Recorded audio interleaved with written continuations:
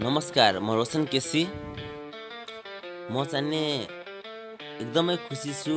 हाम्रो चाहिँ नेपाल प्रहरी र इन्डियन प्रहरीको सहकार्यमा यो कार्यक्रम सुरु भइसकेको छ।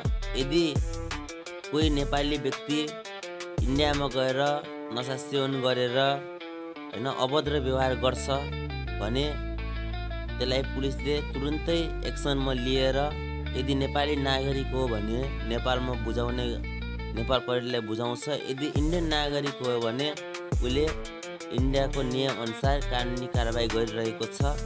एकदम सराहनीय काम भएको छ इन्डियन प्रहरी र नेपाली प्रहरी दुवैको सहकार्यमा यसलाई हामी सबैले एप्रिसिएट गर्नुपर्छ। यस्तै कार्यक्रमहरू अझै पनि हाम्रो नेपालगञ्जमा आवश्यक छ। नेपाल प्रहरीले जे गरेको छ एकदम राम्रो गरेको छ। त्यसको लागि धन्यवाद।